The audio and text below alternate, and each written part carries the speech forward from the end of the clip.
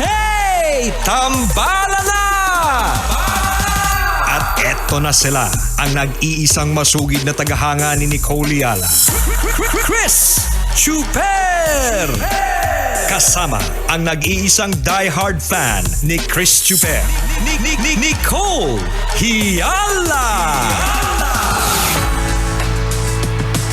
Mula sa Mahiwagang Burnay, ang kwento.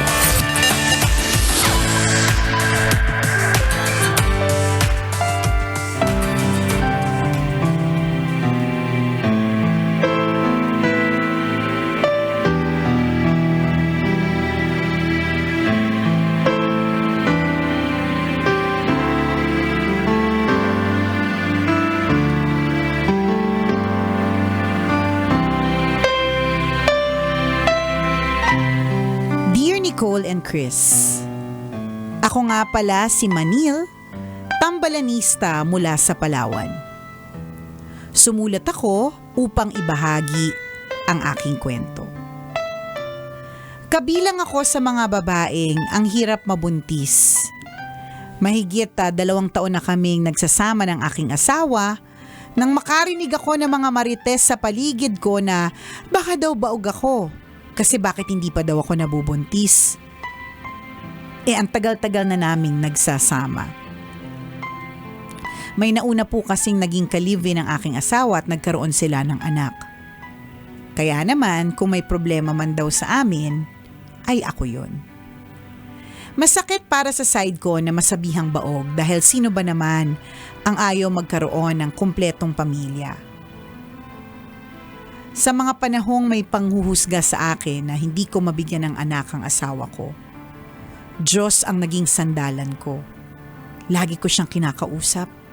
Lord, sana maranasan ko ang mabuntis, manganak, maging isang ina at maging isang magulang.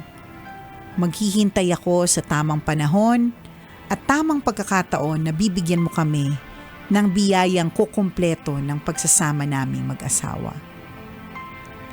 Hindi po ako napagod na maghintay. Lagi akong nagdadasal. April 2023, nang binigyang kasagutan ng Diyos ang dasal ko na mabuntis. Iningatan, inalagaan at minahal namin ng aking asawa ang batang nasa aking pang sinapupunan. Handang-handa na kaming maging magulang. Handa na ang lahat para kay baby. Paglabas niya na lang ang hinihintay. Hanggang nitong January 15, 2024, isinilang ko ang aking baby girl via emergency CS. When the doctor said, "Baby out," 11:39 a.m., sabi ko sa sarili ko, ito yung ganap na akong isang ina at isang magulang. Ngunit habang ongoing ang operasyon ko, isang doktor ang kumausap sa akin na kinailangan dalhin daw sa ibang ospital ang baby dahil nagkaroon siya ng problema sa baga. Dinala siya sa ibang ospital sa ibang munisipyo para daw maagapan ang sakit niya. Dasal ako ng dasal na sana maging okay ang baby ko. Pero sabi ng doktor, kung sakali man daw na mabuhay si baby, alagain na daw siya habang buhay. Ang sagot ko naman, okay lang, basta mabuhay lang siya.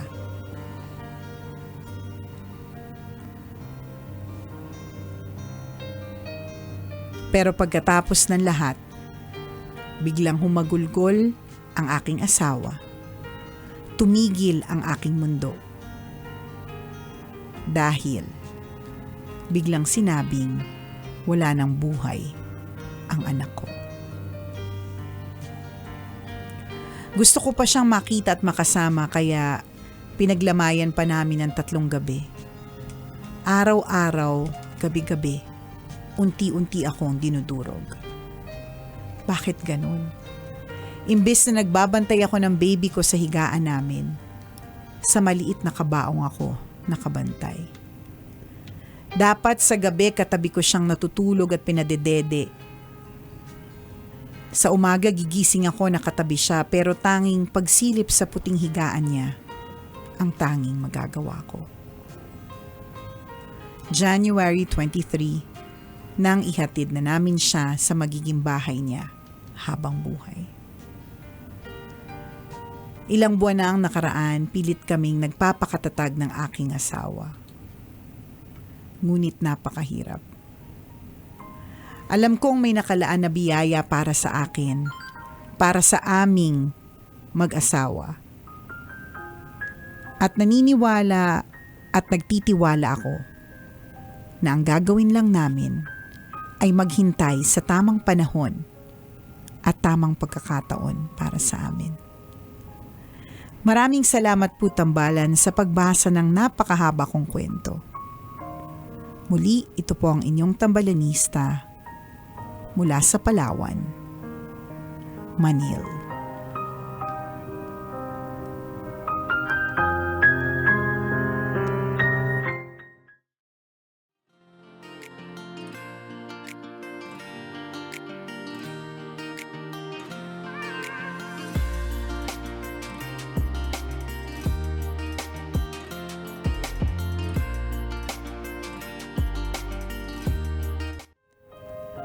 Alam mo, ngayon ko talagang napatunayan, partner, na iba-iba talaga, no? Hindi naman ngayon lang, pero talagang iba-iba ang laban ng bawat tao. And just want to remind everyone to be kind to others. Kasi hindi natin alam kung ano yung laban na pinipilit nilang magpakatatag sa laban na yan.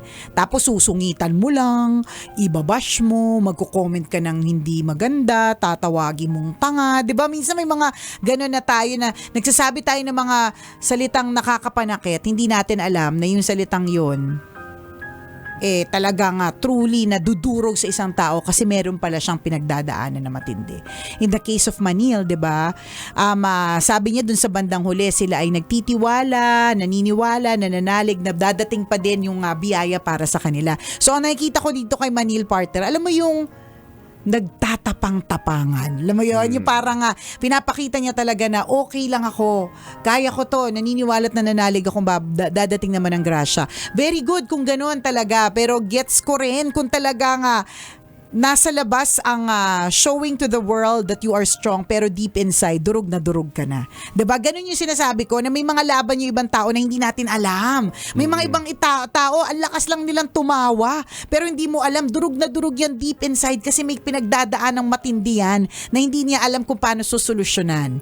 'Di ba? Ayun yung parang image na nakikita ko kay Manil, partner kasi naman siya, faithful naman siya, nag-prayerful, nagtitiwala that God has special plans, pero syempre deep inside kakalungkot, ang daming tanong, 'di ba? So let's be kind to people dahil hindi natin alam ang laban nila.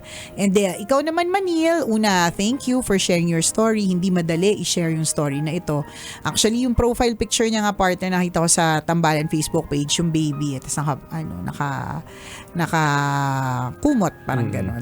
Nakakalungkot at masakit talaga sa damdamin. Pero katulad nga ng sinabi mo, 'di ba? Huwag mapagod na maghintay sa grasya at sa biyaya na dadating.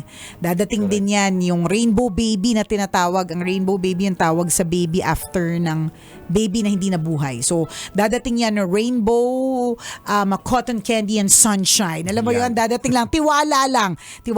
Pero sa ngayon, kapit lang kayong dalawa mag-asawa, walang namang ibang magkakampihan kundi kayong dalawa. Walang sisihan, talagang kapit lang kayo at gawin nyo ang best ninyo para suportahan ng isa't isa. Kapag ganito yung usapan, mga kaibigan, it's difficult for the Tambalan to impart our words kasi maaaring sa iba okay, sa iba hindi okay kasi sensitive po yung ganitong klase ng topic. Death kasi. So pag death talaga yung usapan, medyo na nangangapa kami sa mga salitang binibitawan namin. Pero ito lang yung gusto ko na lang sabihin para medyo safe kumbaga. Na parang totoo, no, ang kamatayan ng isang tao isa yan sa mga bagay na mahirap tanggapin, na mahirap matagal yung proseso para ma-realize mo bakit ito nangyari sa atin. Sabi nga nila, kapag daw dumating ka daw sa punto ng buhay na kunyari tinaningan ka o alam mo sa sarili mo na mamamatay ka na, parang ganon, mag-request ka daw talaga kay Lord na, Lord, bigyan mo ako ng extension. Habaan mo pa, please. Kahit ibalik mo ako doon sa bahagi ng buhay na punong-puno ako ng problema. Di ba? Bigyan mo lang ako ng extension. Kaya Basta mabuhay lang ako. Yes, kaya lang sabi din nila, pag panahon mo na. At walang sino man ang pwedeng kumontrol noon. So, let's cherish every moment that we are alive, mga kaibigan, that while your loved ones are still alive, i-cherish natin yung moment na yon kasi kapag dumating talaga yung punto na mamamatay ang mga mahal natin sa buhay, which is inevitable. Darating talaga sino man sa atin, kanya-kanya lamang ng panahon. Namnamin po natin na nandyan sila. Kahit galit tayo sa nanay natin, for example, naiinis ka sa mga anak mo, ichinichismis ka ng kaibigan mo, tinaraydor ka ng kaopisina mo, i-cherish mo yung mga taong naging malapit sa puso mo. Kasi bilang lang po ang oras natin sa mundong ito. Lahat tayo lilisan eh. Tama. Diba? Lahat tayo lilisan. Kanya-kanya lang talaga ng panahon. In this case, masakit talaga kasi anak mo. Diba? Pero lahat po tayo... At saka hinintay na matagal. Oo, pero Masakit. lahat po tayo pupunta doon. Alam mo, isa pang pagpapaalala na minsan nagrereklamo tayo na, ano ba yan, sakit ng likod ko, ang hirap talaga maging matanda. Di ba? May mga ganun tayo na, ano ba yan, ang dami namang stress, matanda na ako, ganyan. May mga tao, katulad ng anak ni Manil, na ang tinagal lang ay ilang araw. Di ba? Kaya ngayon na magse-celebrate ka ng ilang dekada ng buhay mo, sumasakit ang likod mo pero buhay na buhay ka, isa itong blessing. Yes, 'Di ba? yes. Isa itong privilege, it is a gift, 'di ba, na ikaw ay nabubuhay. Huwag kang magrereklamo na dinagdagan ka na naman ng isang taon. Kasi may mga tao nagre-request na extend yung buhay nila ngayon. May ganitong tao na talagang nananalangin na ibigay yung buhay sa kanilang mga anak o sino mang mahal nila sa buhay. Hindi, 'di ba? Actually, partner, yung mga ganyan na minsan iisipin nila, lalong-lalo na kapag baby or bata, parang gusto nila yung buhay na meron ako, ibigay na lang sa kanya para humaba pa. Ganun yung extension na hinihingi. Natandaan ko nung nagkasakit yung anak ko, yun yung dasal ng lola niya nung mama ko. Nasabi niya na parang yun yung sabi niya kay Lord, I've lived a full life, ganyan. So kung i-extend mo yung buhay ko, yung i-extend na buhay, ibigay mo na lang dun kay Princess kasi bata pa siya. Ang dami niya pang pwedeng gawin, ang dami niya pang pwedeng ma-enjoy sa life. May ganun may mga ganun kasi nga nanghihingi talaga tayo ng extension Yun. Alam mo, ang hirap lang talagang intindihin yung mga yung ways of God. Talaga. Kaya nga tayo hindi Diyos Kasi hindi natin naiintindihan yung kanyang ways. At siya lang yung makakaintindi niyan at magpapaintindi sa iyo niyan. Hindi in time. Manil, tama si partner we'd like to say some safe statements kasi mahirap makapanakit lalo 'di ba? Ayaw natin kasi walang makadagdag. And ayaw natin na makadagdag. Pero bottom line, para dun sa lahat ng mga kabisyo natin na ini-enjoy pa yung life, talagang go lang. Kasi dadating talaga ang panahon na magugulat ka, ang bata pa niya. 'Di ba parang recently, partner, yung meron tayong isang tambalanista. 'Di ba, minessage kita noon on a Sunday. Sabi ko, partner, namatay yung tambalanista natin, si Felo. At nagulat talaga kami kasi talagang runner. 'Di ba? Healthy lifestyle. Bumisita siya sa amin dito December yata of last year. January, nagbigay siya ng Bible. Book, ng Catholic book, parang ganun. Tapos biglang nawala. Like, kaya ako pag partner, marites man kung tawagin, pero kapag halimbawa, meron ako nakikita na post ng kaibigan, tapos yung ang caption nila is nakakabigla naman, kasama pa kita kahapon. Medyo sinustok ko Alam mo yun, hindi ko alam yun kung bakit, pero sinustok ko. Tapos nagugulat ako sa mga biglaang mga kamatayan. Pero it also makes me appreciate the life that I have right now. Na, talagang habang itong araw na ito lang pala yung iniisip ko, ito na lang muna. Tapos buhay ako, tapos pwede ko siyang i-enjoy. Gagawin ko kasi pwede talagang kunin sa akin itong buhay ko at sa iba ng mga mahal ko. 'Di ba? Totoo 'yon. Ay, ang hirap talaga. Yan yung masalimuot Correct. Napapunta papunta tayo lahat doon. Alam mo yon yung ganun. Totoo yun. But to Manil, we admire your spirit. So keep that fighting spirit Yes. alive.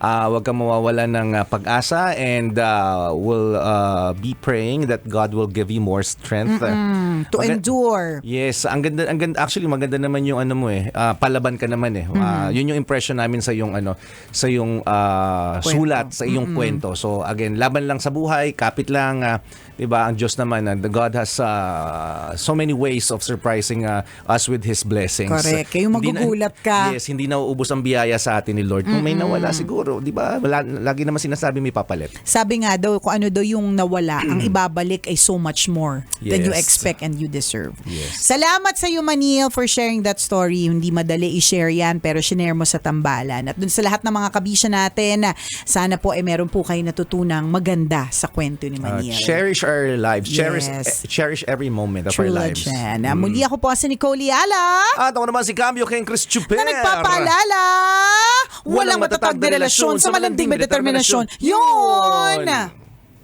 Kailangan pa bang i-memorize yan? Love Radio. Basic!